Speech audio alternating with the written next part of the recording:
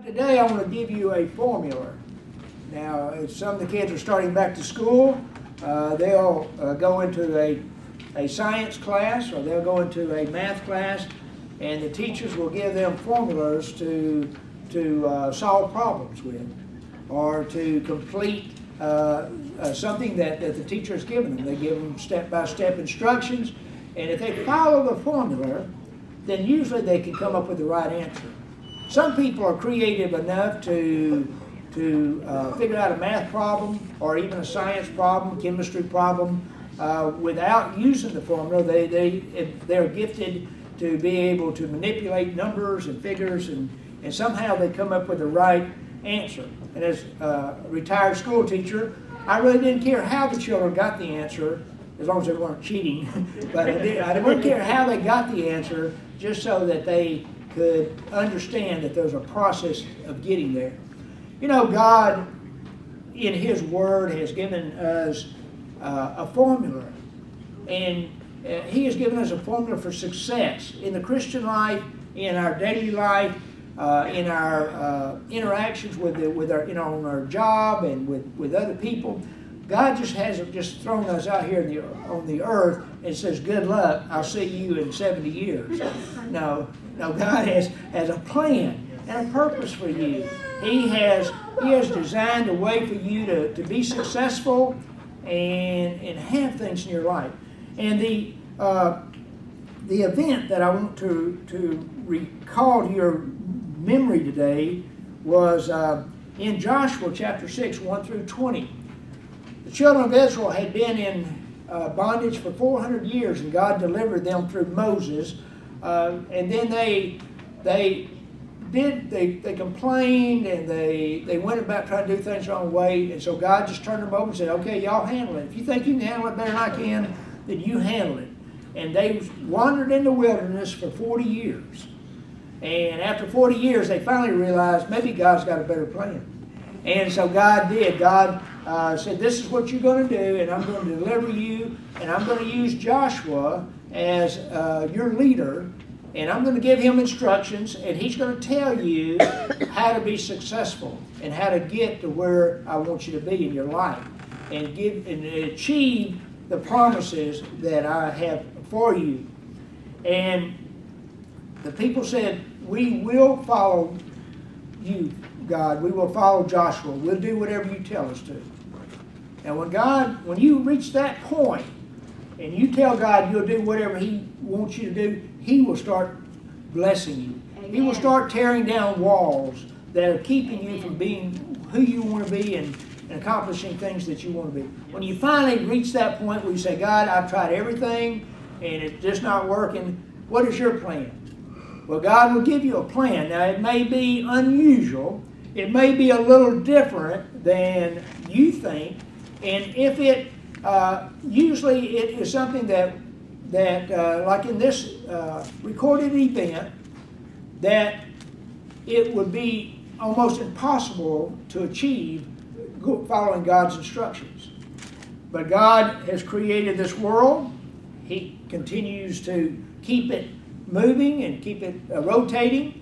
He created the stars, and He created the sun, the moon, the oceans. He's created all these things. So He is in control, and He knows how to keep things in control, and He can change natural events any way that He wants to.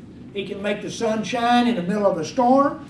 He can make put a rainbow out on a clear day. He can do anything He wants to do because He's God. Amen. And He wants you to understand that, because many of you are facing the same problem that these children of Israel faced when they finally agreed to do what God told them to do. God gave them a unusual way of fighting a battle. Now, most people in here that have been in the military or are currently in the military understand that military strategies involves weapons. They involve different types of attack plans, that it involves armament, that you need to have more weapons and better weapons than your enemy. You need to have more numbers than your enemy. You need to have a plan that has been tested in order for you to achieve victory in your military thing.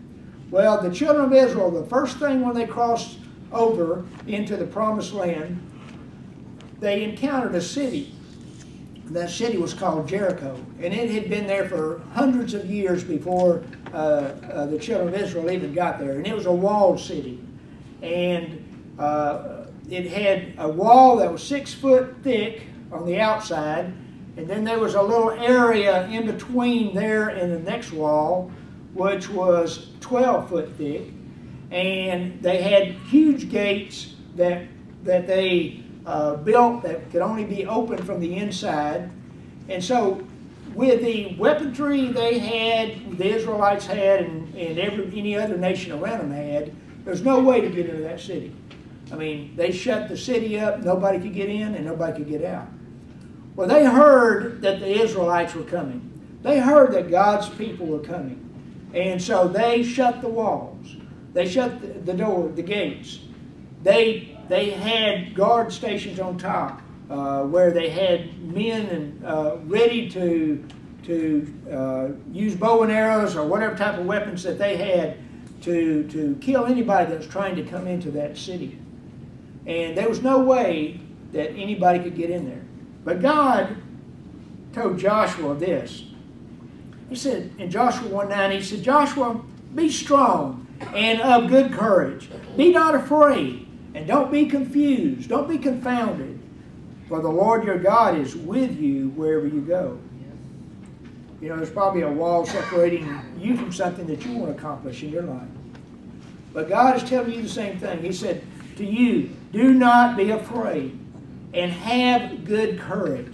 In other words, whatever God tells you to do, He's going to give you the ability and He's going to give you the resources to accomplish what He wants you to do. Amen.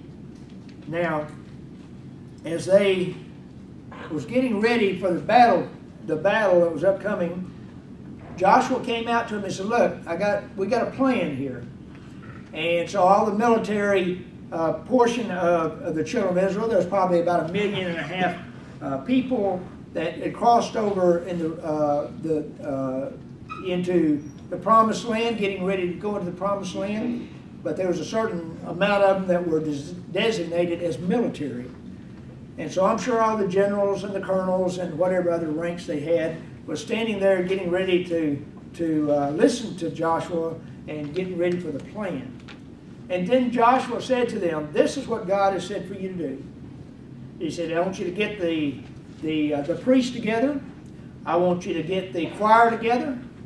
And I want you to get the Ark of the Covenant, which was a big box that God had them to build, that inside of it was the 10 Commandments, there was the Aaron's rod, and there was some of that manna from heaven that was inside. And then wherever the children of Israel went, that went with them as a symbol of God going with them. So don't you get that? And then you military guys, I want y'all to stand behind them, and I want you to start marching around the city. Now, the city was not huge. It wasn't like Atlanta or Augusta. It was probably the archaeological findings of it said it was probably about 8 acres inside. There was probably about 20,000 people that lived inside there. And so it wouldn't take them a long time to walk around it, but it would take them some time with that many people. So He said, what I want you to do is to march around this city on day 1. And I don't want you to say a word. I just want you to walk and pray. Just walk and pray. Do not talk to each other. When you get back to the village, you can talk. I just want you to just walk and pray around this city one time. And I'm sure somebody raised their hand. I'm sure one of the military leaders, or maybe even one of the enlisted personnel, raises their hand and says, Joshua, when are we going to attack them? We got everything ready to attack them. He said, no, you just walk around the city. And tomorrow, the next day, we're going to walk around it again. We're going to do the same thing. And then we're going to do it on the 3rd day. We're going to do it on the 4th day. We're going to do it on the 5th day and the 6th day. And On the seventh day, we're going to do something just a little bit different.